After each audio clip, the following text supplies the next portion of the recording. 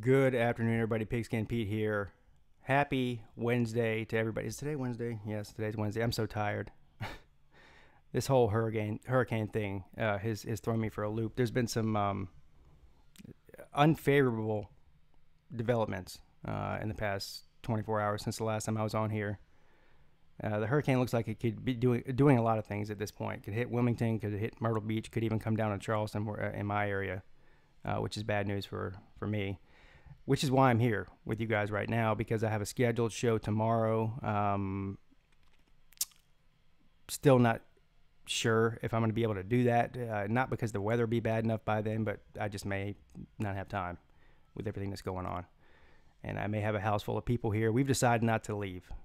All my neighbors around me have pretty much left. And the Pete family has decided to hunker down. So I've been up since about 6 a.m. preparing, around the house and the yard for this thing. So hoping for the best, and I appreciate I've been getting a lot of people hitting me up on here on my comment section on Twitter, wishing me the best. I appreciate that from everybody. You know, like I said, I hope for the best, and that's all I can really say about that. So while the weather is still good here, and while I have a minute, since obviously there's nobody's working in my neck of the woods today, I decided to come on, and if I can't do a show tomorrow, I'll do it today. So that's what I'm here to do, and I thank you all for joining me. Let's see what you guys are all saying. See who I can welcome into the comments section. Be Spooky, good afternoon, sir. He says, be safe, Pete. Thank you, sir. I appreciate that. College football maniac, Ryan Stanfield. Ryan Stanfield says he's watching with Grayson. Tell Grayson, Pigskin Pete said hello. And I'm sure Grayson is fantastic and amazing. Otherwise, he would not be your son. Volunteer Roadshow. Catfish, good afternoon, sir. Glad you could stop in. Tiger Nation, my man. Good afternoon, sir. How you doing? So, I realize there's probably not a whole lot of people jumping on right now. Unless you live in my area, a lot of people are, working. And obviously, this is a impromptu stream, not scheduled, so there's people not expecting this to happen today. But for anybody who's watching this later after it uploads to YouTube, a good afternoon to all of you too. You're all amazing. So I know College Football Maniac is in Columbia. I think Columbia is far enough inland, but I know Columbia does have flooding problems. So College Football Maniac, you need to stay safe too. That thing looks like it could come straight through Myrtle Beach into Columbia and wreak havoc on your area. So while Columbia is several hundred miles inland, still not a very safe place to be right now.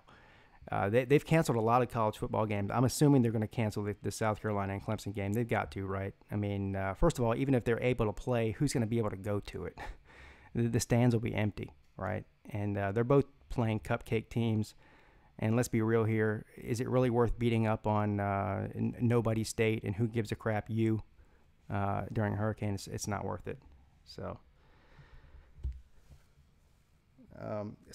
what I did want to talk about, though, is this NFL game this week. As you can see on the screen there, that's what I've prepared for today. Semi-prepared for.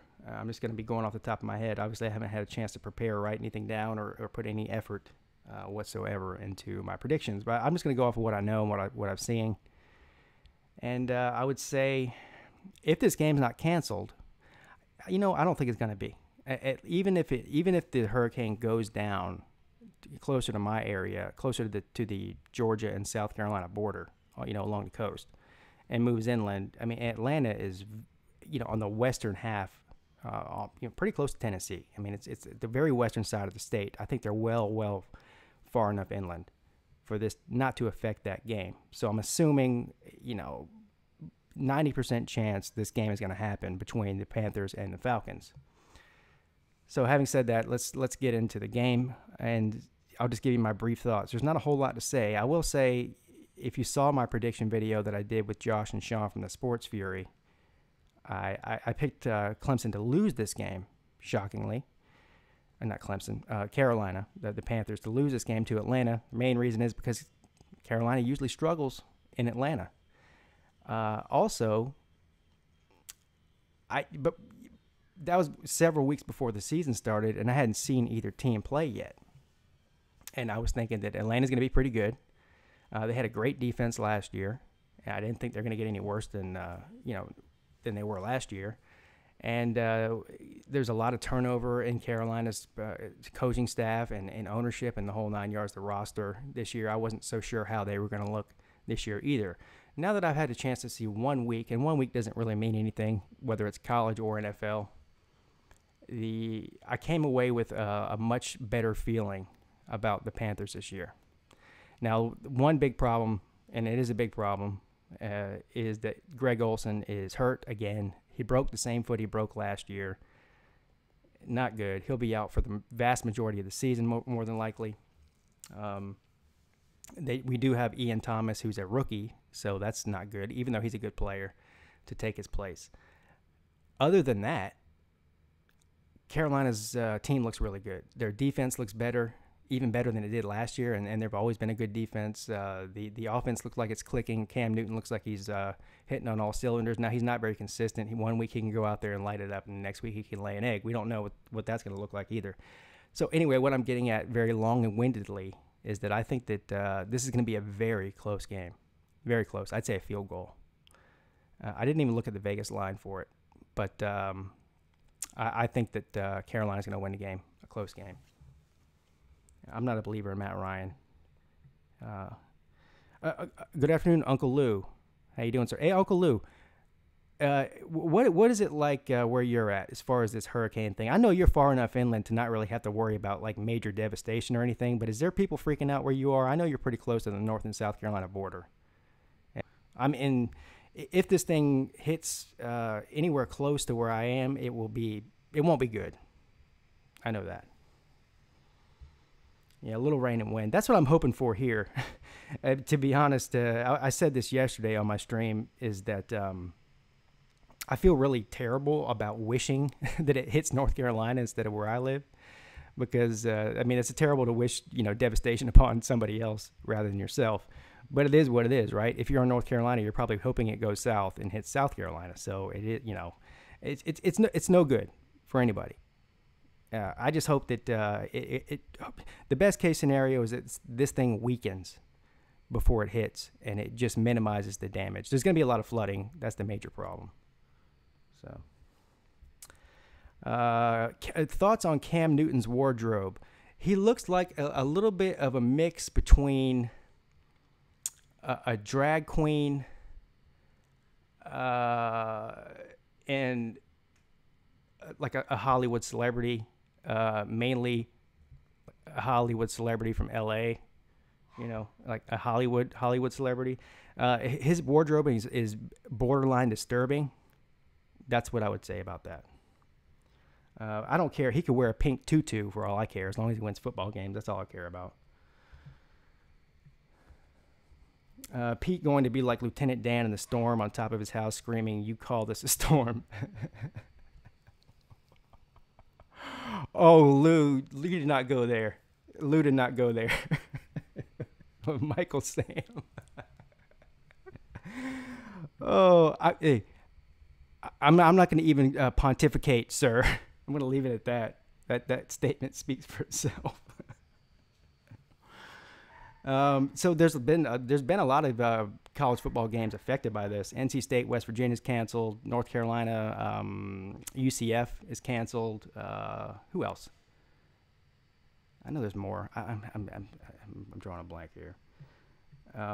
So here's the storyline between the West Virginia and North Carolina State game, because this is a pretty interesting storyline outside of the hurricane. So they have a home and home scheduled. It was supposed to be in North Carolina State in Raleigh this year, and then and then next year at West Virginia. So there's people saying, why can't you just switch the home and home, switch it, move it to Morgantown this year, and then next year play in Raleigh. Well, that sounds good. First of all, in a couple of days' notice, that's not an easy thing to do. You got to, hotels. These teams move their entire facilities practically for an away game. Flights, flights are being canceled all over the country, all over the East Coast anyway. It's just a massive, massive thing to do in a couple of days.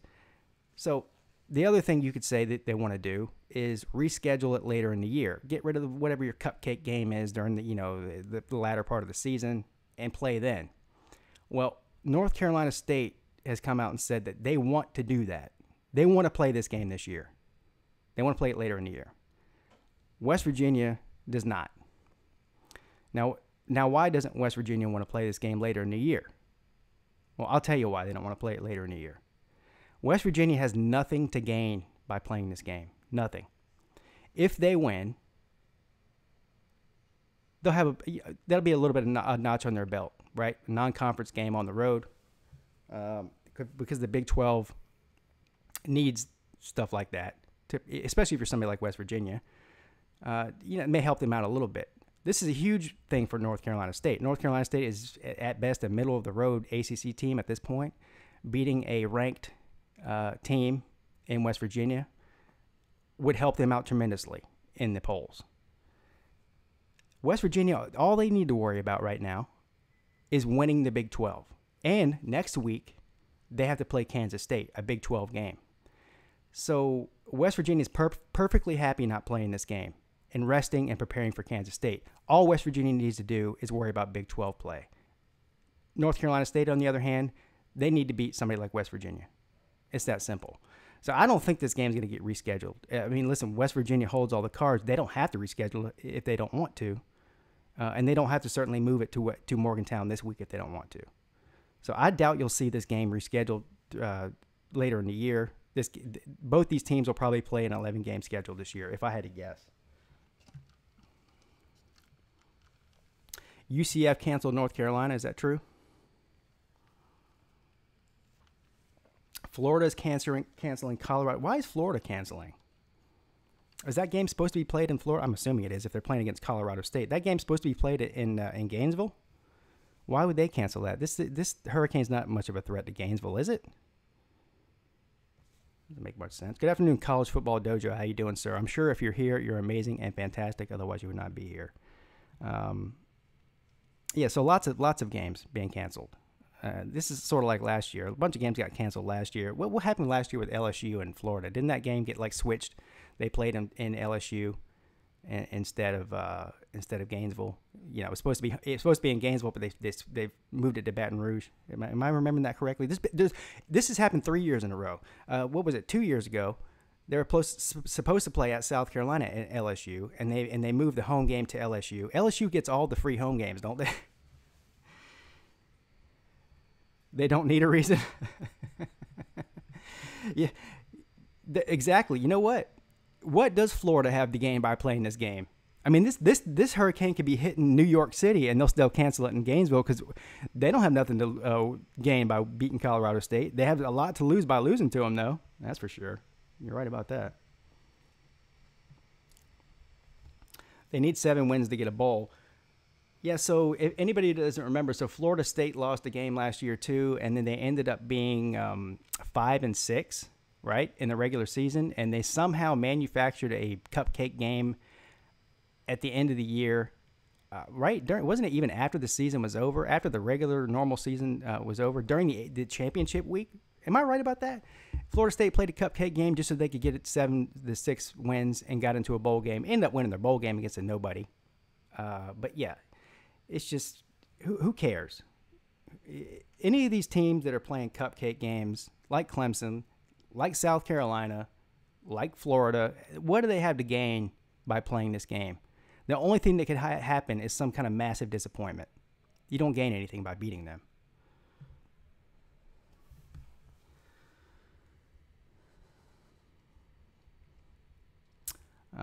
Nebraska and Iowa State are going to do the same as our Florida and 6 borderline win teams. Nebraska and Iowa State. What are you talking about? Why wouldn't? Oh, yeah, because of the weather thing. I got you.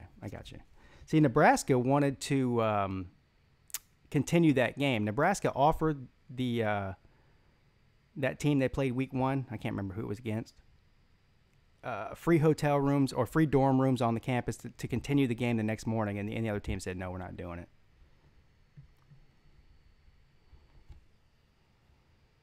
They want that bowl money. I get that, whatever.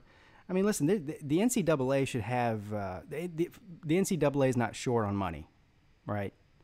I mean, they should have the money to pay these teams, at least a portion of what they're losing by not playing the game and just not play the game. First of all, who's going to travel to Columbia to watch them beat up on Doo-Doo State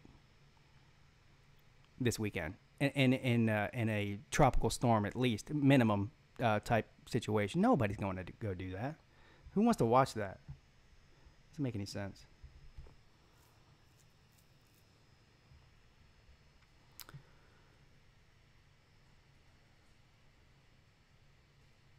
They played two FCS teams. I don't know who you're talking about.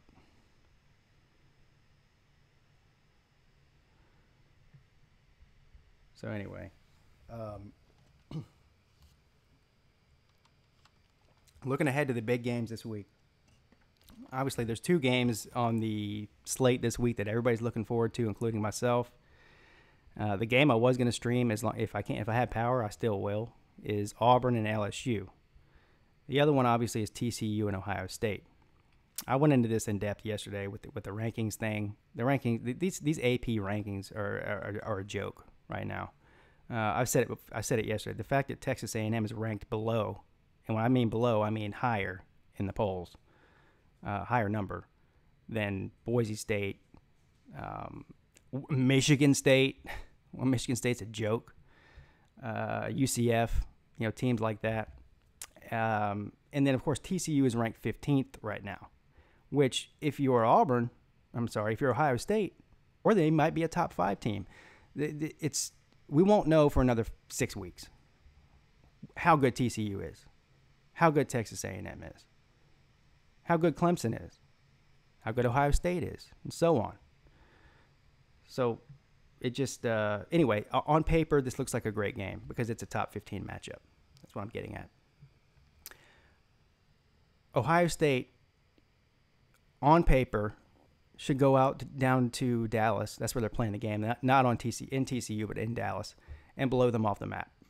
Right? They've got the best quarterback in the history of college football, and Dwayne Haskins.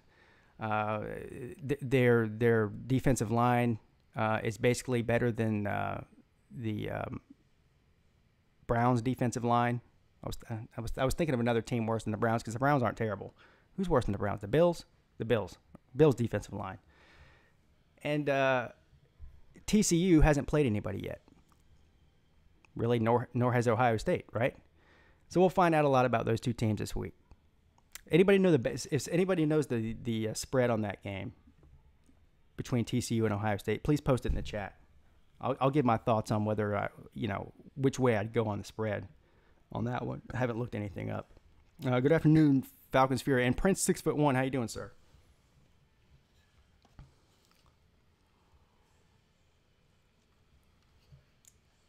Panthers got the best front seven on the defense of the NFL this year. Maybe, if not the best, they're right in the top 3. I'd say the Eagles. The Eagles might have the best. Of course, the Jaguars, Eagles, Panthers, Vikings. Vikings have the best overall defense in the NFL, I think, even better than the Jags.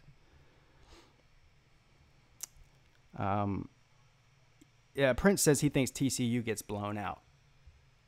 Yeah, I don't know. Listen. My pick to win the Big 12 this year, as a semi dark horse over Oklahoma was TCU, and the reason I picked TCU is because they have the best defense in the Big 12. Oklahoma's starting a first year starting quarterback. Now they've lost Rodney Anderson, which is a big blow to their offense. I mean, yeah, that quarterback can run around and make plays, but listen, Rodney Anderson takes a lot of pressure off of that quarterback. Now that quarterback's going to have to be Superman. And listen, it wouldn't shock me if Oklahoma didn't win the Big 12 this year, even more so than before now because of Rodney Anderson's absence. And Oklahoma's defense is decent, better than it normally is, but still not great. I mean, they still have to score a lot of points. And TCU always has a pretty good offense, and they always have the best defense in the Big 12. So if you're Ohio State right now, you can't get caught slipping against TCU. If they overlook TCU, who does Ohio State play next week? I think they play a Big Ten game. If they get looking, if they get cocky and start thinking that they're gonna just go in there and steamroll TCU so they can go play their Big Ten game next week, they'll be in trouble. Also, Urban Meyer's not on the sideline this week. Yeah, he's back at practice. He's still suspended for the game this week. And if that game gets close in the fourth quarter, and Urban Meyer's not on the sideline, anything can happen. Ohio State's minus 13, so Ohio State's favored by 13. Let me think about this for a second.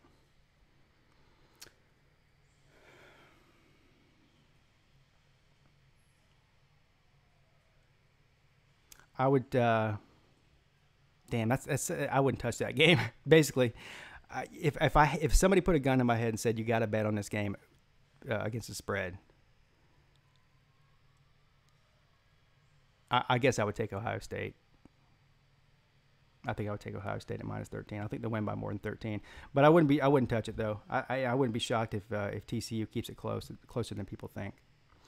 Who do you have between Wisconsin and Iowa week 4? Where's that game being played? That'll determine what I pick. If the game's in Wisconsin, I'm taking Wisconsin without a doubt. If it's in Iowa, it could be very close. Iowa is one of the hardest places to play in the country, and people don't really realize that, but it is. Ohio State plays Tulane next week, then they play Penn State the week after. Okay, so definitely Ohio State then. Thanks, Comic Dude. Yeah, if they're playing Tulane the week after, I'd take Ohio State minus 13. College Football Dojo says Iowa at night. If you're talking about a straight up just who's going to win the game, if you're Wisconsin, you're on upset alert. Put it that way. I'd say Iowa can win that game. The only problem is, despite the fact that Wisconsin has they don't really play, anybody that's dominant, and they don't play a top 5 team their entire year until they go to the Big Ten championship, right? A top 10 team, right? I mean, they play Michigan every year, in their cross divisional game every year, but Michigan's not going to be a top 10 team when they play them. So Jonathan Taylor's the X factor. As long as Jonathan Taylor is healthy, I'm going to pick Wisconsin to win every game they play. So I'm still going to pick Wisconsin to beat Iowa, even at Iowa at night.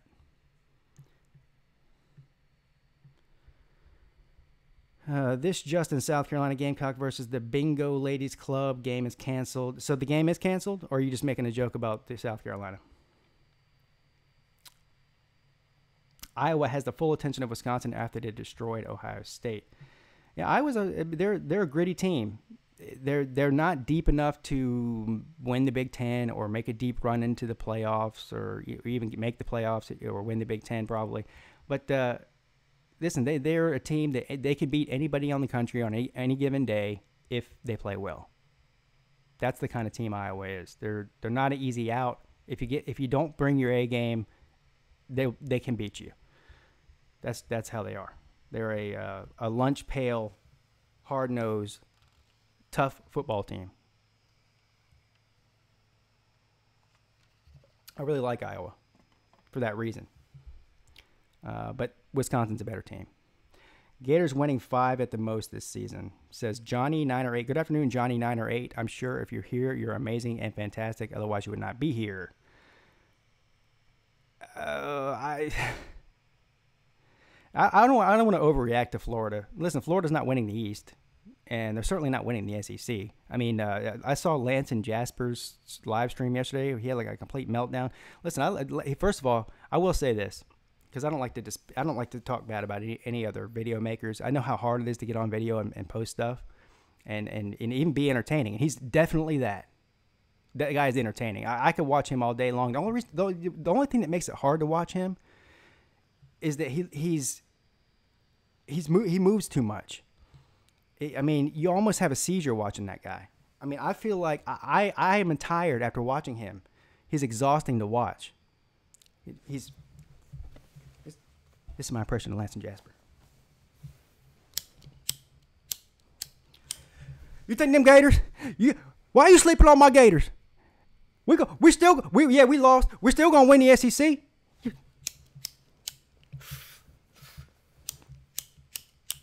I've never seen somebody wear a big lighter out so fast in my life. I mean, that dude is unbelievable with that big lighter. But anyway, I wouldn't jump off the ledge if you're a Gator fan right now. He's listen, the guy loves his team. You got to give him that much. The Gators, like I said, they're better than what they showed last week. And Kentucky, I think, is actually pretty good. And nobody's saying that. I think Kentucky's not, I mean, they're not a dominant team. They're not winning the East either. But listen, it's been 31 years since they've lost to Kentucky. It's well overdue, wasn't it? Well, I think the Gators will win 7 or 8 games. That's my prediction for that. Yeah, my Noel's going to be lucky to even win 3 games. LO Willie, come on, Taggart. Willie, come on, Taggart. Falcons Fury says, Lance makes us look so stupid. I got to start uploading again to save face. Good afternoon, George. No, listen, Lance is funny. I don't care what anybody says. He's funny. Kelvin Benjamin jersey, bro. Damn. Shark on the water. I don't know. Looks like a Panthers fan. I think that's a Kuechly jersey in his profile picture there. Yes. Here's the reason I'm not getting rid of the Kelvin Benjamin jersey, sir. I bought the jersey when he was drafted. I was super excited that he was drafted. Paid $100 and something bucks for the jersey. Just because Kelvin Benjamin is a complete douchebag, loser, sorry NFL player, crybaby, add another adjective. Unless Kelvin Benjamin sends me $120 in the mail to buy this jersey back from me, I'm not getting rid of it. I'm not one of these idiots that burns jerseys. Either like when LeBron went to Miami, all these people are burning their $150 jerseys. I don't like to burn money. If you want to do that, good for you. I'm not doing it. I represent Carolina Panthers, the team, not the player. Pretty much that simple. He says, saw your picks from the Sports Fury. Yes, so I picked Atlanta to win this game on the Sports Fury. I'm revising that. Now I wouldn't be surprised if Atlanta did win. Don't get me wrong, but I think it's going to be close. I think it's going to be close, and I think Carolina's going to win a close game. I was not impressed by Atlanta week 1.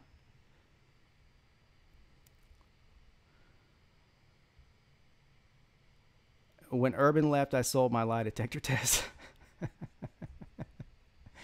Falcons Fury says he's on the edge of a cliff. A nice gust of wind and he's going over. Don't give up on your team. Hey, Lance would not like that, sir. Lance is he's mad at people like you for giving up on your team. Falcons gonna win. They played a good Philly team. Yeah, I agree.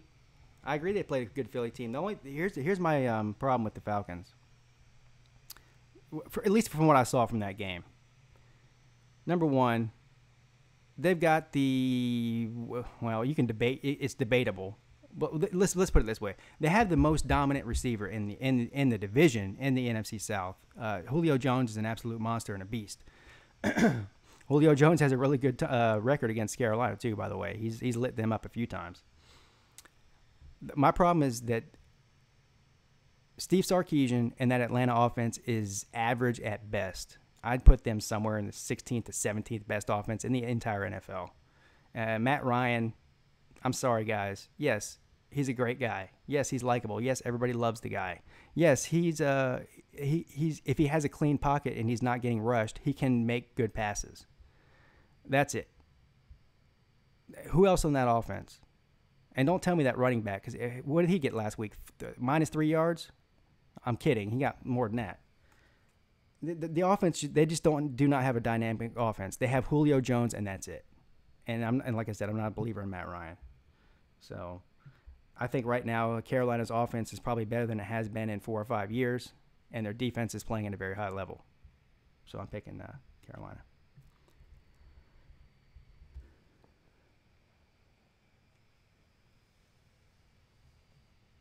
Shark on the Water says, by the way, should we sign some tight ends? So we got Ian Thomas, right? The rookie out of Indiana. I think he's going to be really good. Problem is he's a rookie.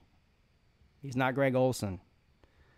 He's a big, fast guy who can catch the ball and block. I really love him. I think that he is the future starting tight end for a long time for Carolina after Olsen's gone. But he's still a rookie. So, yes, to answer your question, I do think we should tie. I mean, who's available, though? That's the other thing. Who can we go get that's going to be better than Ian Thomas?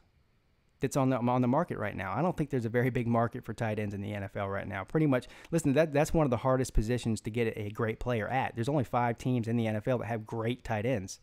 All right, let's try to list them off the top of my head. You got Jordan Reed, Travis Kelce, Zach Ertz, Greg Olsen. Who else? That's the top 4 in the league, right? I'm sure I'm missing one. But put it this way. There's between 20 and 25 teams in the NFL right now that don't have an elite pass-catching tight end. So there's not a lot of them out there to get. That's what I'm trying to say. So, Feeney, is he available? And he's kind of old too, isn't he? Yeah.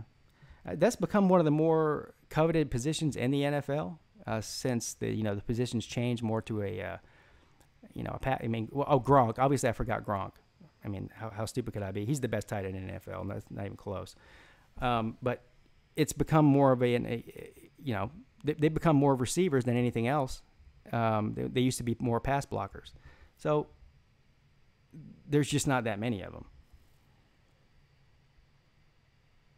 Did Calvin Ridley even play last week? Yes, he did. He did play. He didn't catch a lot of balls, though. Johnny908, should I start Freeman this week against the Panthers? No, I would not. I wouldn't. I mean, but the question is, who are your other running backs on the bench? Who would you replace him with? That would make the difference. And whether or not I would tell you to start him or not.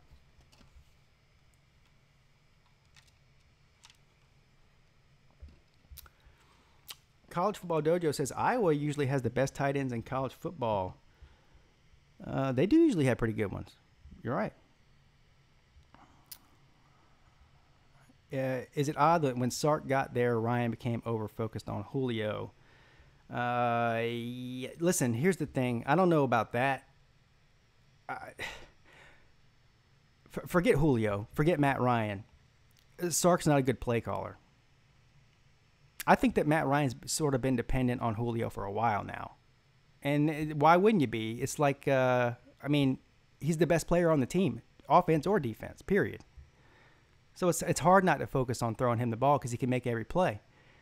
But Sark is not a good play caller. He's just not. He wasn't a very good play caller in college. Listen, everybody forgets that Sark was not a good coach in college. When he was at Southern Cal, they were okay, right? Even though he got fired for being a drunk and being drunk on the sidelines and saying crazy stuff at press conferences, he was a gem to watch at press conferences. I wish he was still there just for that factor. It gave me a lot of material. And then he goes to Alabama, right, and ends up coaching in that national title game, which they lost. A lot of people blamed him, even though it wasn't his fault. And for some ungodly reason, he decides to go to the Falcons. And he just hasn't been good. The Falcons' offense has not been very good overall since he got there. I'm surprised. I don't think he'll survive past this year. I really don't. He's not a good play caller. Shark in the Water says he just subscribed. Thank you, sir. Appreciate that.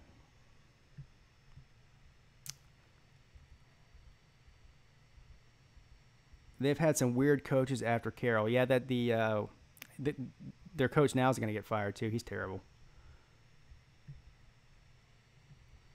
Sark is doo-doo. All right.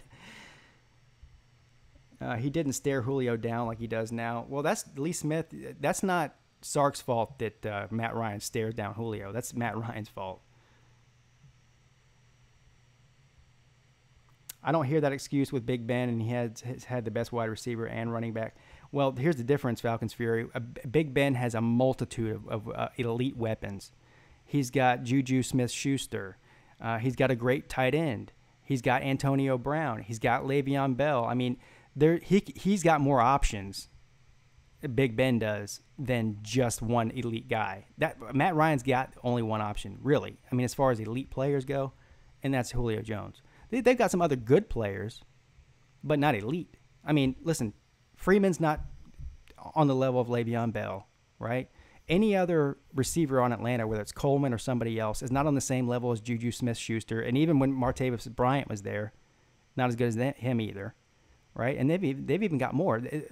Pittsburgh's offense is absolutely loaded with weapons. They should be scoring 50 points a game. That's how good their offense is. Atlanta's isn't. I mean, not many teams are. Not just Atlanta. I mean, Carolina's isn't either. All right, man. George, thanks for stopping in, man. Appreciate it.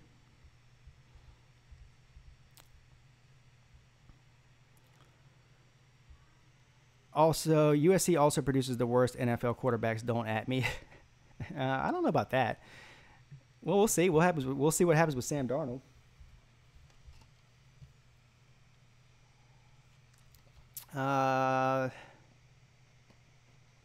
But he seemed that way 6 weeks into Shanny's second year. It's not a coincidence that after Shanahan left the Falcons, their offense went flat. It's all the play calling. It's not the talent. They had pretty much the same talent that they had when Shanahan was there. It's the play calling. I think. Listen, what do I know? I'm just some jerk off with a YouTube channel. I mean, come on. I got to go shopping, guys. I already read that. Yeah. Pick the Chiefs to win Steelers this week. I'll have to go back and look at my pick 'em. I think I did too. The Steelers looked terrible last week, didn't they? Against the Browns? I mean, they looked awful. Now, Le'Veon Bell's not there. That has a lot to do with it. He takes a lot of pressure off of Big Ben. Falcons Furies have talent. I'm comparing them to Antonio Brown, Le'Veon Bell, Juju Smith-Schuster. I'm not comparing them to even Carolina. I do. Of course they have talent. It is the play calling. I agree 100%. Matt Leinart. Yeah, great college player, terrible NFL player. I think Darnold's better than Matt Leinart is. I got the Chiefs this week. I think I did too. I'm pretty sure I picked the Chiefs. I'll have to go back and look. Well, first of all, I have a couple of Chiefs player on my fantasy team for the Sports Fury Creators League. I've got Kareem Hunt and Sammy Watkins on my active list right now. So odd when Ryan can call the no huddle. They play way better, but doesn't happen much anymore. Odd, you know what? I didn't even notice that. If Lee Smith must be a Falcons fan, maybe not. I don't know. But I believe you if you say so. Kuechly will be available to play Sunday. I think he will be. Yeah, as far as I know. He got hurt, but he came back in the game and played after that injury. I haven't heard anything that says he's not playing, so I'd be surprised if he didn't play. Falcons Fury says, I got screwed this week in fantasy. Doug Baldwin got hurt, and Chris Hogan got me less than 2 points. Yeah, so I got screwed because Deshaun Watson laid an egg, and Jimmy Graham only got 1 point. That really screwed me. The rest of my team did pretty good. I had the Vikings defense, and they scored. I mean, they lit it up. They had like 24 points fantasy. Lee Smith, let's not beat the dead horse. Sark sucks. We get it. And listen, that's not just me saying it. Pretty much every Falcons fan on YouTube and even the ones I know in real, personally, they don't like Sark. I think that there's a big movement in the city of Atlanta against Sark. I don't think a lot of people like him. I never got the hire in the first place, to be honest with you. Pete, I would invite you on my channel to preview our game, but it's short notice. Yeah, depends on when you did it, man. I've got offers from a couple of different people to do that, and I haven't committed to anybody because of this hurricane thing, and it's just because that's the only reason why, just because of what I got going on. Believe me, I would love to. Watson let you down in fantasy? Yeah, me too. Yeah, he'll bounce back. If anybody's in a fantasy league where some moron dropped Deshaun Watson because he had one bad game, go pick him up. I doubt anybody's that stupid, but believe me, there are a lot of stupid fantasy players out there. So if you're in a league and somebody had Deshaun Watson and they put him on the waiver because he had one bad week, go snatch him up. You won't regret it. Yeah, I feel you. Maybe we can collab on our second matchup. Yeah, definitely, man. The more notice, the better. I know David in Atlanta wanted to do something with me as well, and I told him I would if I could. So, yeah. Listen, I'll do as many collaborations with other video makers as I can, as much as time will permit. Maybe Browns can be the Tampa Bay this week. I would love it. I would too. I think I picked them on my thing to win. You know what's amazing? So the Sports Fury Pick'em League, I don't know, they have like 800 people in that damn thing where you pick all the games each week. I think I won 9 or 10 games last week. I think 10. But there was like literally a dozen people in there that got all 16 games right, or 15 games because one of them was a tie. That means that these people picked Tampa Bay. I mean, all the big time upsets, right? They actually picked Tampa Bay to beat New Orleans. Who are the other ones? There was like 2 or 3 big upsets that nobody picked, but these people did. Now, how do you get that lucky, right? You almost be better off picking like 2 or 3 games that you think will be blowouts on one end the other way. You're more likely to win more points doing that than if you just pick who you think is actually going to win, who's the better team.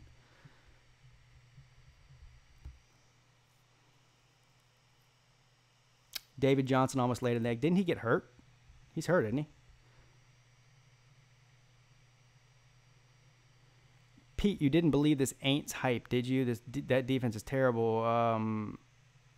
Yeah, I did. I did believe the Saints hype because the Saints had a good defense last year. The best defense they've had since Drew Brees has been there. Not even close. So, yeah, I did believe it. I did. And I don't now. So, listen, if I go back and look at my predictions from the Sports Fury video for the Panthers that I made before the season, I had us splitting with the Saints. I think that Carolina's a better team than the Saints. Hell, I think Atlanta's a better team than the Saints. So the Saints, listen, they're going to score a lot of points no matter who they play against. We all know that. They've got so many. They've got Kamara and Michael Thomas and of course Drew Brees. Their offense is built to put up a ton of points. But if you can't stop anybody, it's a hard road to the playoffs doing that. They need some fixing stuff. Now I don't know if they just had some sort of bad week and they'll fix it. Who knows? I'm not going to write them off yet. It's only week 1. But their defense looked absolutely atrocious. I mean, Brian Fitzpatrick has no business scoring 5 touchdowns on anybody. Period. Yeah, Johnny 908 says Saints still a solid team, just a bad game. I tend to agree. I think they just had a bad game, but we'll see. I hope they're worse than I thought. Saints have 1 good D lineman and 1 good corner. They are trash. I don't think so. I think they're better than than they played. Listen, I think that, and this is a big statement because nobody's ever said this, but the Tampa Bay, they out-schemed the Saints. They didn't outplay them; they out-schemed them. So it's just sometimes that happens, you know. We shut down Kamara last year, Pete, but that was a Deion Jones and Neal. Now we might be in trouble. Yeah. The NFC South is so hard to predict. It just is. It's the toughest division in football. You've got 3 teams, Atlanta, Carolina, and New Orleans. Well, they all made the playoffs last year, didn't they?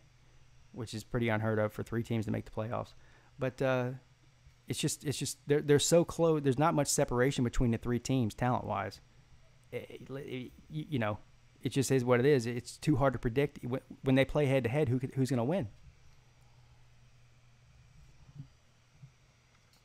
Dirk is actually an okay caller. He might be an okay play caller. He's not a very good head coach, though. Shark in the Water says he scored 11 points in Pick'em. That's pretty good because I think I scored 10 or 9. I can't remember. I have to go back and look. 9 or 10. Got it a shout-out. All right, so you did do pretty good. Wrap-up tackle, Master 59, name there. And I didn't pick Tampa Bay. Yeah, but some people did. Dirk Cutter also gave up play calling, which might explain it. Yeah, that might be the smartest thing that Dirk Cutter ever did. Did you see their offense last year was absolutely terrible, and I'm not sold on Jameis Winston. I think that he's got the talent. He's big. He's got the arm. I think he knows. His football IQ is high. He knows football. I don't think. You know what? I'm starting to think, and I don't know why I'm just starting to think this now. He's not all there mentally, psychologically, whatever you want to say. There's something wrong with that dude. And that's why I don't think that Jameis Winston will ever be an elite quarterback in the NFL.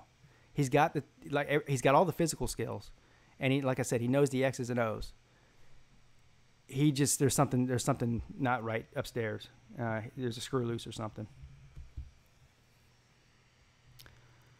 By the way, Florida missed 20 tackles versus Kentucky, not winning anything like that.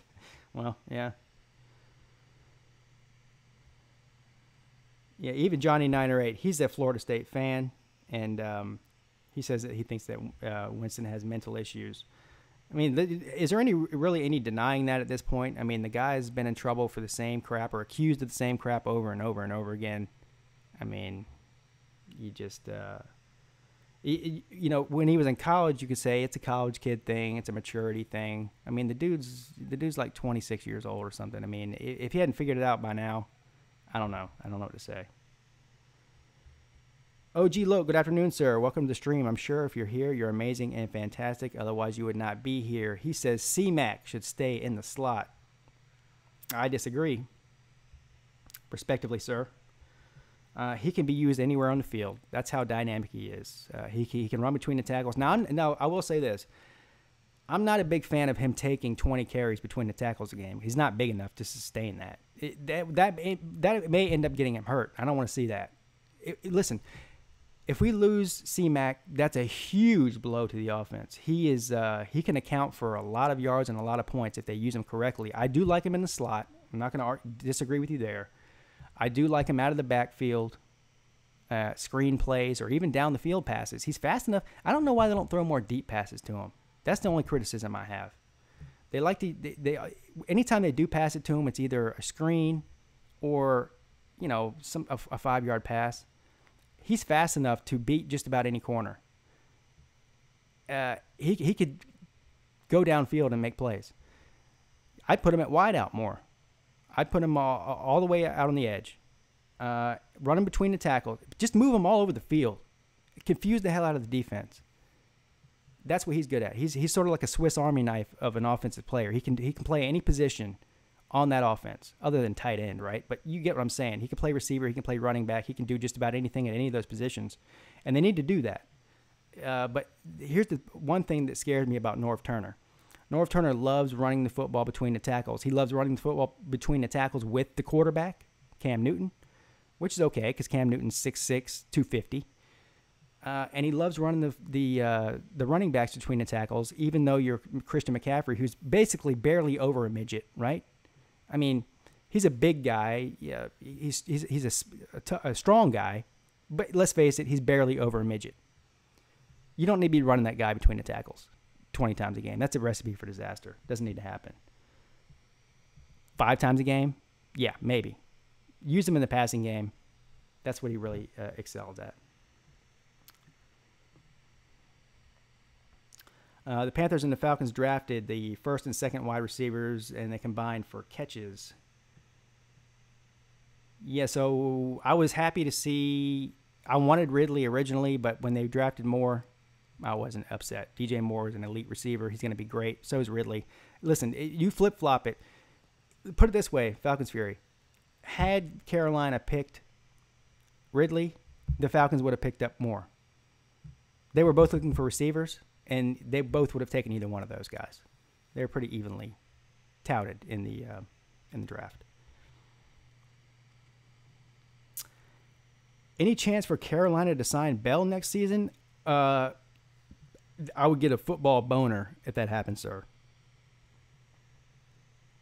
So, yeah, I wanted Carolina to get Khalil Mack, right? I mean, Julius Peppers, I love the guy, but the guy's 90 years old. Listen, we could have paid Khalil Mack, period. And I would have loved that. So, yes, anytime you can get somebody that's dominant at their position, whether it's Le'Veon Bell, Khalil Mack, people like that, yes, I would love for Carolina to find a way to get them. 5'11", a midget, LOL, I'm 5'8". Listen, a midget for a running back. Don't take offense, sir. He looks like a midget next to Cam Newton, don't he?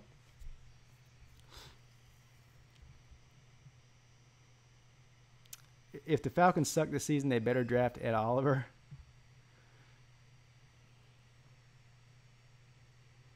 Falcons Fury says Christian McCaffrey needs limited carries. He should be used like the Saints use Alvin.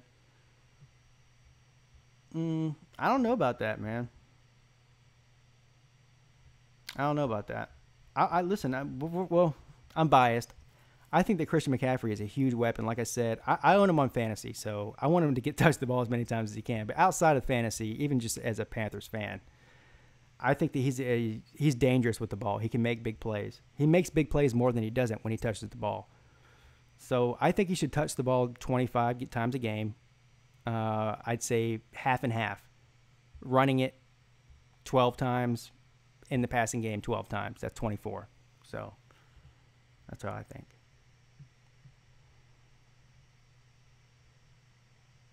Dante Pettis is going to be a really good wide receiver for my Niners. What happened to your Niners last week, man?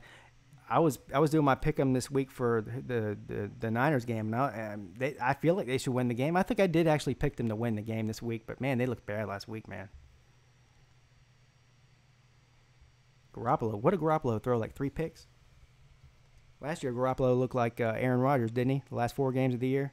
The first game of the year, he looked absolutely terrible. And I'm not sure if that was his fault or if that was a problem with the line. I didn't watch that game. I just saw the highlights.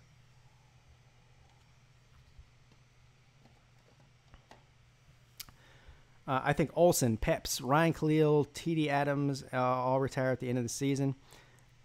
So I agree. First of all, I don't know about Olsen. I don't think Olsen's going to retire yet. I don't think he's going to go out like that. I think he's got another good season or 2 left in him, and I don't think he wants to go out, having 2 back-to-back seasons with injury. If he can stay healthy next year, I think he will play. So I'll take Olsen out of that. I do think Julius Peppers will retire. Ryan Khalil has already said he's going to retire, so that's 2 of them. Thomas Davis, I don't know if he's going to retire. He originally said this was going to be his last year. And then after he got suspended for the PEDs, he says he feels like he has another season left in him after this. So I don't know about him either. So Olsen, TD, I'd say probably come back next year. I do think Adams will retire at the end of the season. So that's 3 of the 5 that you named. So getting rid of Peppers and Khalil and Adams helps out the salary cap space tremendously, especially if we can fill any of those roles in the draft for a cheap price. So that leaves the door open, if all those things happen that I just said, for us to go out and spend big money on somebody like Le'Veon Bell. Can you imagine Christian McCaffrey and Le'Veon Bell in the same backfield? How amazing would that be if you're a Panthers fan? I would love it.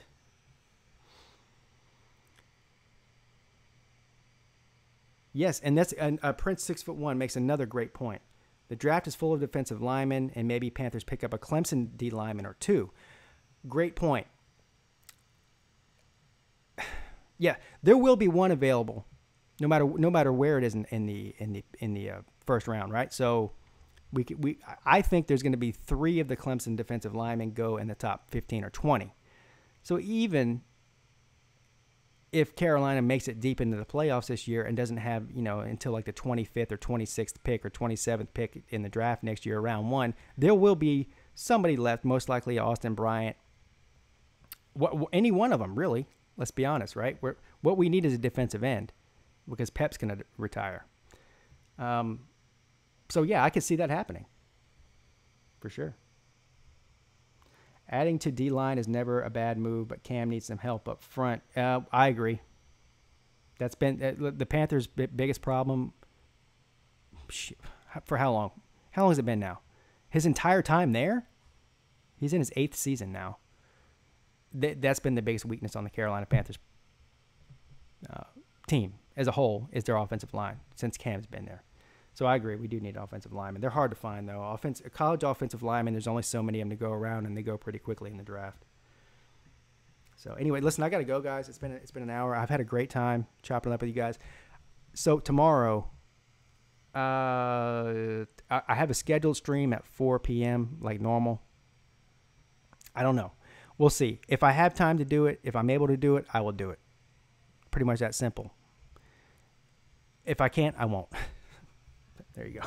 So thanks to all my mods. Thanks to everybody that stopped in. Thanks for all the new viewers, Shark on the Water, anybody who's just coming across the channel. Listen, we have a lot of fun on here. We talk NFL. We talk a lot of college football. I do live streams Tuesdays and Thursdays at 4 p.m. for an hour, and impromptu ones like this because of hurricanes.